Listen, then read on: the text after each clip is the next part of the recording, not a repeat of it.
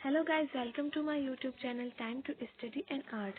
इस वीडियो में हम BHDC 132 के सेकंड ब्लॉक का सेकंड यूनिट कवर कर रहे हैं, जो बुक का 8 यूनिट है, जिसका नाम है तुलसीदास का काव्य।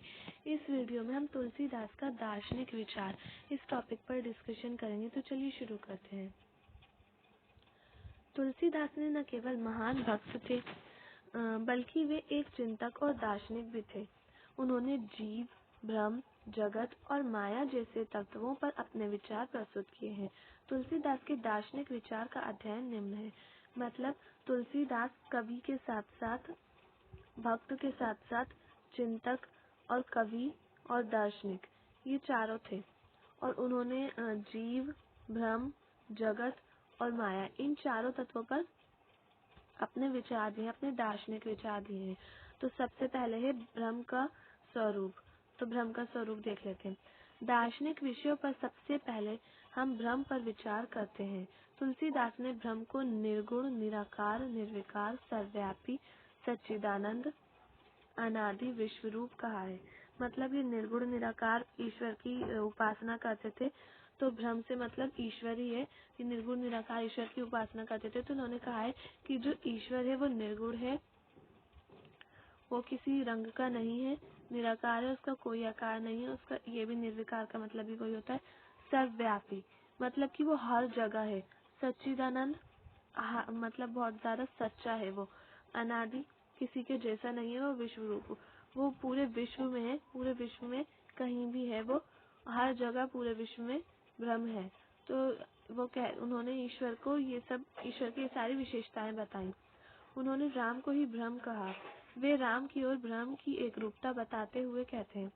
अब ये जो राम है, ये राम वो वाले राम नहीं है, दशरथ, राजा दशरथ के पुत्र राम, बल्कि ये इनके निर्गुण निराकार राम है।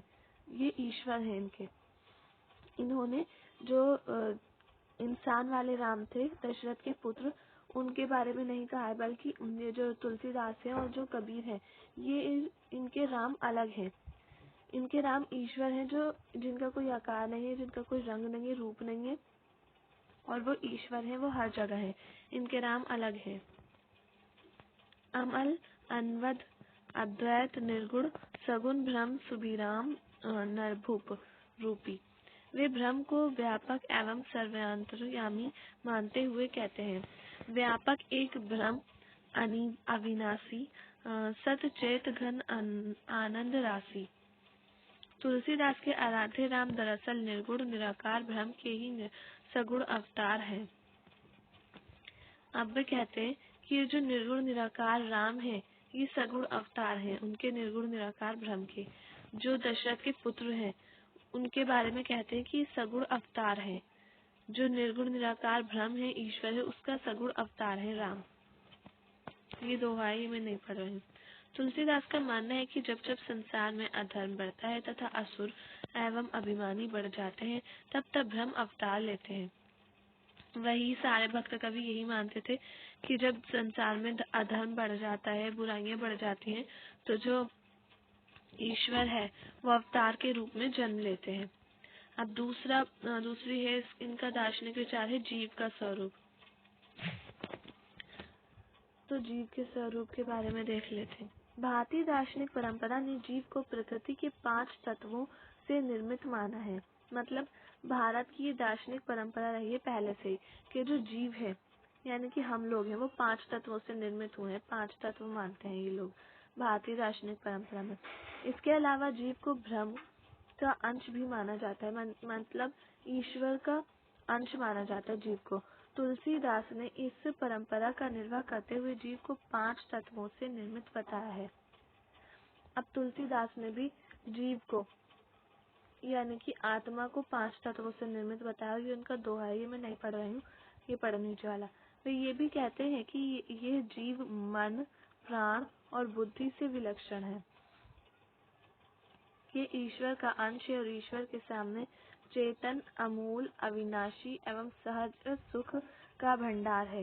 वो कहते हैं, तुलसीदास कहते हैं कि जो जीव है उसके पास मन है, प्राण है और बुद्धि है, ये सब चीजें हैं, और वो ईश्वर का अंश भी है। ईश्वर के सामने वो चेतन है, अमूल है, उसकी कोई मूलता नहीं है और वो अविनाशी है ईश्वर के सामने, और सहज सुखों का भंडार है, मतलब उसके पास सुख ही सुख है इस संसार में। किंतु माया के वशीभूत होने के कारण ये अपने मूल स्वरूप को भूल चुका है। वो कहते हैं कि जब ये माया में पड़ जाते हैं लोग, तो वो अपने मूल स्वरूप को भूल जाते हैं, चाहे वो कितने ही दुख में हो, उन्हें पता ही नहीं चलता है कि वो किस प्रकार दुख में है।